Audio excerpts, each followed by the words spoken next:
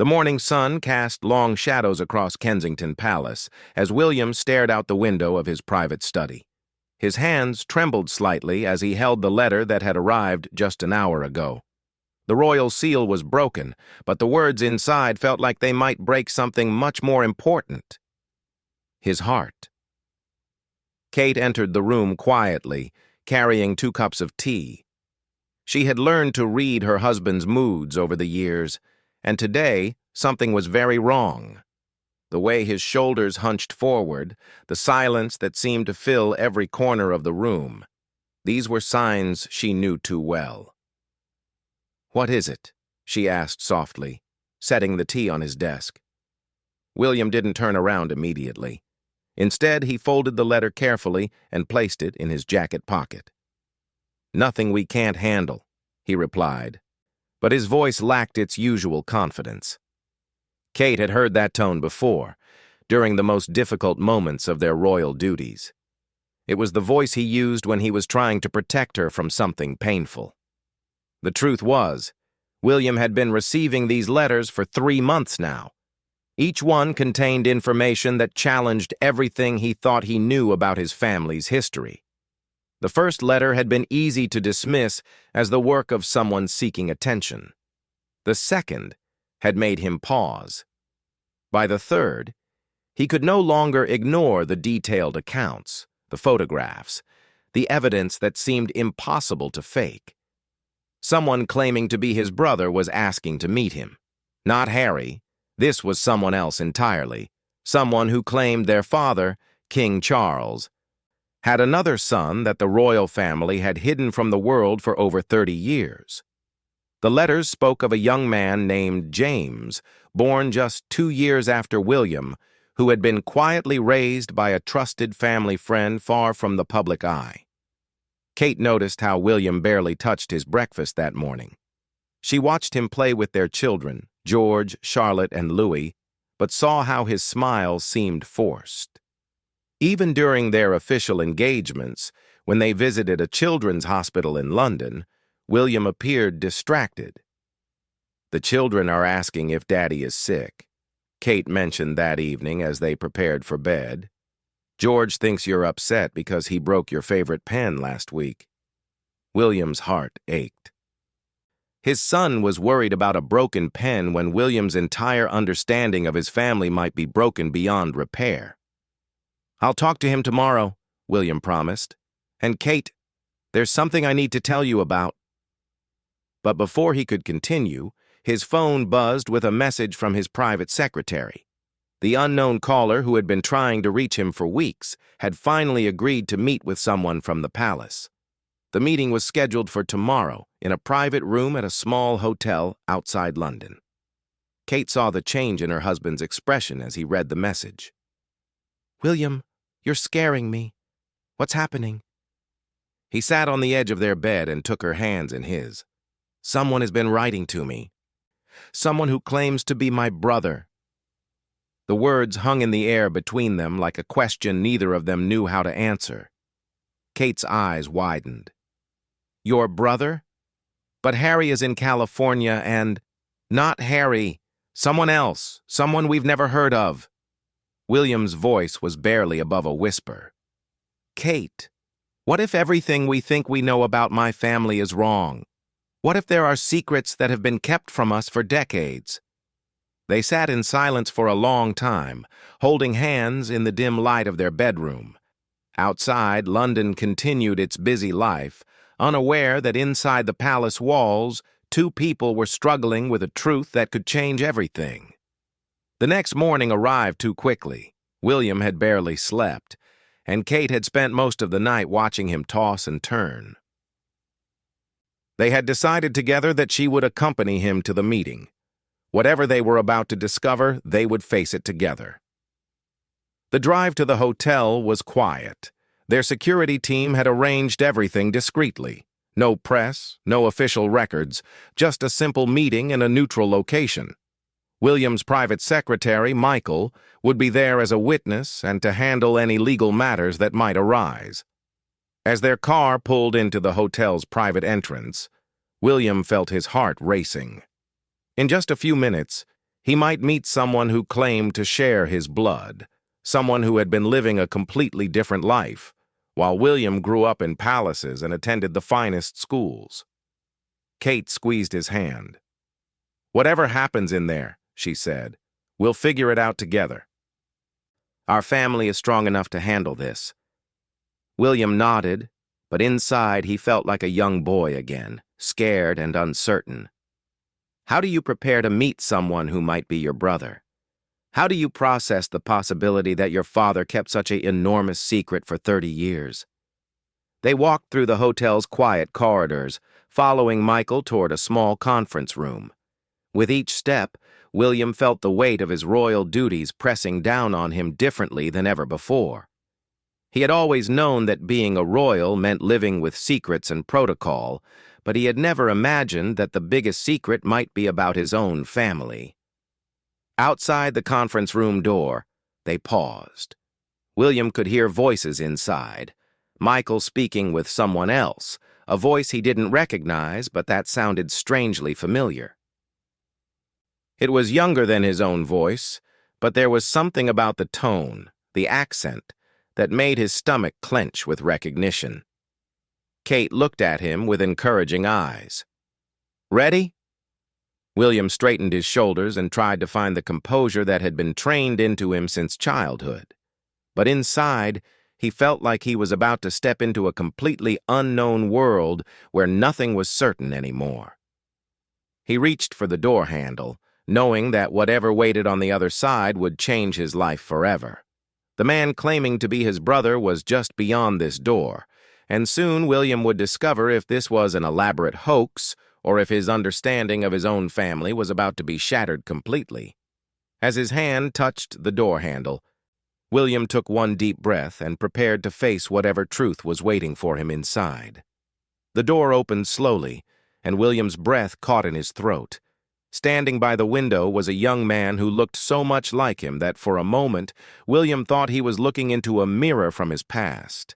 The stranger had the same strong jaw, the same distinctive nose, even the same way of standing with his hands clasped behind his back. "Your Royal Highness," the man said, turning around. His voice shook slightly, and William could see that he was just as nervous as they were. "I'm James Morrison. Thank you for agreeing to meet with me." Kate felt William's hand tighten around hers. The resemblance was impossible to ignore. This wasn't just someone who looked similar to her husband. This young man could easily be his brother. The same eyes, the same build, even the same small scar above the left eyebrow that William had gotten as a child. Michael, William's secretary, gestured for everyone to sit around the small table. "Perhaps we should start with some identification and documentation," he suggested, trying to maintain some formality in what had become a very personal moment. James nodded and opened a worn leather folder.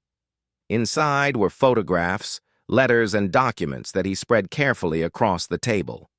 "I know how this must look," he began, his voice growing steadier. "I know you probably think I'm just someone trying to get money or attention from the royal family." William found his voice. "The thought had crossed my mind." "I don't want anything from you," James continued. "I don't want money, or titles, or recognition. I just wanted to meet my brother before it was too late." His eyes filled with tears as he spoke. "My adoptive mother, Margaret Morrison, is dying. Before she goes, she wanted me to know the truth about where I came from." Kate watched as James pulled out an old photograph. It showed a very young King Charles, probably in his early 20s, with a woman they didn't recognize. But what made Kate's heart skip a beat was the baby the woman was holding, a baby who looked exactly like William had looked in his own baby pictures. "Margaret worked as a private secretary for your father before he married your mother," James explained. "She was one of the few people who knew about my existence. When my birth mother died in a car accident when I was just 6 months old, your father asked Margaret to raise me as her own son." William stared at the photograph, his mind racing. The dates matched. The resemblance was undeniable, but the implications were staggering. "You're saying my father had another relationship before he married my mother?" "A brief relationship, yes. But when my mother found out she was pregnant, your father was already engaged to Princess Diana. The royal advisors decided it would be too complicated, too scandalous to acknowledge me publicly." Kate leaned forward, studying the documents more closely. There were hospital records, birth certificates, even what appeared to be handwritten letters from King Charles to Margaret Morrison, asking her to care for his son and promising to provide financial support. "Margaret kept everything," James continued. "She said someday I might need proof. She never wanted me to feel ashamed of who I am, but she also understood why I couldn't be part of the royal family publicly." William's emotions were churning between anger, confusion, and something that might have been relief. For months he had wondered if this was all an elaborate scam, but sitting across from James, looking at the evidence, hearing his story, it felt true in a way that made his chest tight. "Why now?" William asked. "Why are you coming forward after 30 years? James wiped his eyes with the back of his hand. "Margaret has cancer. The doctors say she has maybe 2 months left. She's been like a real mother to me my whole life, but she always felt guilty about keeping me from my real family. She wanted me to at least meet you before she dies." Kate felt her own eyes beginning to water. She thought about her own children, about how important family connections were.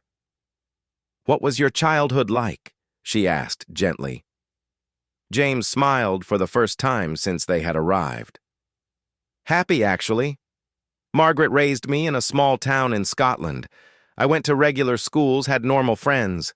I played football, got into trouble for staying out too late, worried about exams just like any other kid. The only difference was that Margaret would sometimes tell me stories about my birth father, about how he was a good man who loved me but couldn't be part of my life because of his responsibilities." "Did you ever try to contact us before?" William asked. "No. Margaret made me promise I wouldn't until I was 30. She said that was old enough to handle whatever consequences might come from reaching out. I turned 30 last month." William stood up and walked to the window, trying to process everything he was hearing.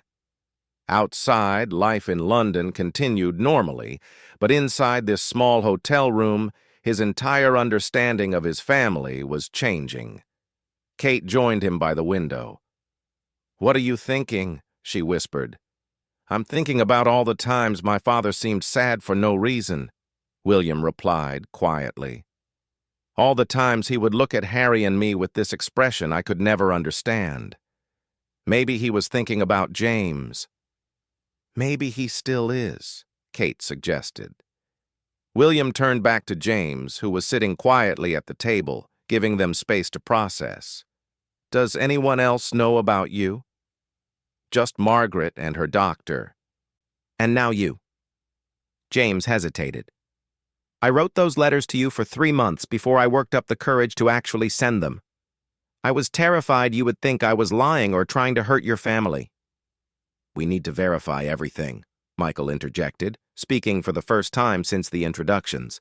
"DNA tests, document analysis, background checks." "Of course," James agreed immediately. "I expected that. I want you to be sure." William sat back down across from James. Looking at him was like looking at a version of himself who had grown up in a completely different world. "What do you do for work?" "I'm a teacher, primary school. I love working with kids." James smiled again. "Margaret always said I got that from my father. Apparently King Charles was always good with children, even as a young man." Kate felt her heart warming to this young man who seemed so genuine, so nervous, so hopeful. "Do you have a family of your own?" "No wife, no children yet. I've been focused on taking care of Margaret, especially since she got sick." James looked down at his hands. "Sometimes I wonder if I stayed single, because I always felt like something was missing from my life, like there was a part of my family I didn't know about." The room fell quiet again as everyone absorbed the weight of the situation. William was looking at someone who might be his brother, someone who had grown up without privilege, without protection, without the burden of royal duty, but also without the love and support of his biological family. "I have so many questions," William finally said. "I have answers," James replied. "And I have 30 years' worth of questions for you, too." Kate watched her husband's face change as he looked at James. The suspicion and fear were being replaced by something else: curiosity, perhaps even hope. She could see William beginning to accept that this might really be his brother, and that this meeting might be the beginning of something beautiful rather than something destructive. "There's something else," James said quietly. "Margaret wanted me to give you this." He pulled out a small wooden box and placed it on the table. "She said your father gave it to her when I was born, and that she was supposed to give it to me when I was ready to meet my family." William opened the box with trembling fingers.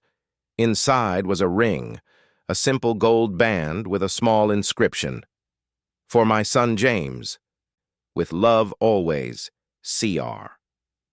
The initials stood for Charles Rex, King Charles. This was proof, written in the king's own hand, that he had acknowledged James as his son, even if he couldn't do so publicly. William looked up at James, and for the first time since entering the room, he smiled.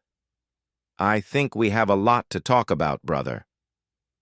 3 weeks had passed since that life-changing meeting at the hotel, and William found himself driving through the Scottish countryside with Kate beside him and their children in the back seat.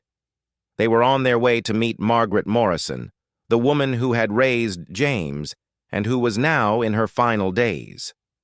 The DNA test results had confirmed what their hearts had already begun to accept. James was indeed William's half-brother. The documents were authentic, the story was true, and now they faced the complicated reality of what to do with this information. "Are we really meeting Uncle James?" Charlotte asked from her car seat, her voice filled with excitement. William and Kate had decided to tell their children the truth in simple terms they could understand, that Daddy had discovered he had another brother who had been raised by different parents. "Yes, darling," Kate replied, turning to smile at her daughter. "And we're going to meet the lady who took care of him his whole life." George, always the serious oldest child, had been asking deeper questions. "Why didn't Grandpa Charles tell us about Uncle James before?" William had struggled with how to answer this. How do you explain royal protocol, family secrets, and complicated adult decisions to an 8-year-old? "Sometimes grown-ups have to make very difficult choices," he had finally said. "Grandpa Charles loved James, but he couldn't take care of him the way he wanted to because of his responsibilities as a future king." The cottage where Margaret Morrison lived was small and charming, with a garden full of flowers and a view of rolling green hills. As they pulled up, William saw James sitting on the front step, looking nervous but happy. He had exchanged his formal clothes from their first meeting for jeans and a simple sweater, and somehow he looked even more like William's brother in casual clothes. "Uncle James!" Charlotte called out as soon as she saw him, running toward him with the fearless enthusiasm that only children possess. James's face lit up with joy as he caught her in a hug. "You must be Charlotte," he said, lifting her up. "Your dad has told me so much about you." George and Louis were more cautious, staying close to their parents, but James didn't push. He simply smiled at them and said, "I'm very happy to meet you all. Would you like to see the garden? Margaret has been growing vegetables, and there might be some strawberries ready to pick." Kate watched this interaction with tears in her eyes. James was natural with children in a way that reminded her of William. There was something about the gentle way he spoke to them, the patient way he answered their questions, that felt familiar and right. Margaret appeared in the doorway, supported by a walking frame but smiling broadly. She was a tiny woman with silver hair and kind eyes that sparkled despite her obvious illness. "Your Majesty," she said formally to William. but then her expression softened. "Though I suppose I should say, welcome to my home, dear." William felt overwhelmed as he looked at this woman who had sacrificed so much to raise his brother. "Mrs. Morrison, I cannot thank you enough for everything you've done. He's wonderful." Margaret's eyes filled with tears. "He's a good boy, always has been, curious like his father, kind like his father, stubborn like his father, too." She chuckled softly. "I always wondered what it would be like when this day came." They spent the afternoon in Margaret's small sitting room, sharing stories and trying to piece together 30 years of separation. Margaret showed them photo albums of James growing up, his first day of school, birthday parties, football matches, graduation from university. It was like looking at an alternate version of William's childhood, one filled with normalcy and simplicity. "He was always asking questions about his father," Margaret told them. "Not demanding answers, just curious. I told him his father was a good man who loved him very much but couldn't be part of his life. James never seemed angry about it, just sad sometimes." James sat quietly during much of this, occasionally adding details or answering questions from William and Kate. They learned that he had excelled in school, played football for his local team, and had always dreamed of becoming a teacher. He had studied at Edinburgh University and had been teaching for 5 years. "I always felt drawn to working with children," James explained. "Margaret used to joke that maybe I inherited that from my father. She said King Charles always seemed to light up around young people." Kate noticed how James never asked for anything. Not money, not recognition, not favors. He seemed genuinely content with his life and grateful for the opportunity to meet his biological family. His questions were about them, not about what they could do for him. "What's it like being a prince?" he asked William with genuine curiosity. "All those formal events and ceremonies?" William laughed. "Honestly, sometimes it's incredible and sometimes it's exhausting, but having Kate and the children makes it all worthwhile." He paused, looking at his brother. "What's it like being able to live a completely normal life?" "Wonderful in some ways," James replied thoughtfully. "I can go anywhere, do anything without people watching or judging. But sometimes—" He trailed off. "Sometimes what?" Kate encouraged. "Sometimes I felt like I was missing something important. Like there was a part of my identity I didn't understand." James smiled sadly. "I used to watch your weddings and official events on television. Margaret and I both did. And I would wonder what it would be like to be part of a family like that." Margaret reached over and patted James's hand. "I always told him that family isn't just about blood. We were a family, him and me. But I knew there would come a day when he would want to know his other family too." As the day progressed, the children warmed up to their new uncle. George discovered that James was an excellent football player and challenged him to a match in the garden. Louis was fascinated by James's watch, which had belonged to Margaret's late husband, and James patiently explained how all the gears worked. Charlotte appointed herself as James's official tour guide and insisted on showing him every flower in Margaret's garden. William watched his children with their uncle and felt something shifting in his heart. This wasn't the disaster he had feared when he first received those letters. This was a gift, messy and complicated, but still a gift. In the evening, as Margaret grew tired, she pulled William aside for a private conversation. "I need you to know that I never regretted taking care of James," she said quietly. "But I always worried that I was depriving him of something important by keeping him away from his father's family." "You gave him something we never could have," William replied. "You gave him a normal, loving childhood. You raised him to be a good man." Margaret smiled. "He gets that goodness from both sides of his family. Your father wrote to me regularly for years, asking about James, sending money for his education, making sure he had everything he needed. King Charles never forgot about his son. This revelation surprised William. His father had been secretly supporting James all these years, caring for him from a distance, never able to acknowledge him publicly, but never abandoning him either. "Does my father know that James has contacted us?" William asked. Margaret nodded slowly. "I wrote to King Charles last month when I realized I was dying. I told him that I was going to encourage James to reach out to you. His Majesty wrote back immediately. He said he had been hoping for this day for 30 years. But he never knew how to make it happen without causing problems for everyone involved." William felt a weight lifting from his shoulders. His father hadn't just kept this secret out of shame or duty. He had been protecting James, protecting the royal family, and probably protecting himself from the pain of a relationship he couldn't fully embrace. As they prepared to leave that evening, James walked with them to their car. The children hugged their new uncle goodbye, making him promise to visit them soon. "This doesn't have to change everything," James said to William. "I don't need to be a public part of the royal family. I just wanted to know my brother." William looked at this man who shared his blood, but who had grown up in such a different world. "Maybe it's time some things did change," he said.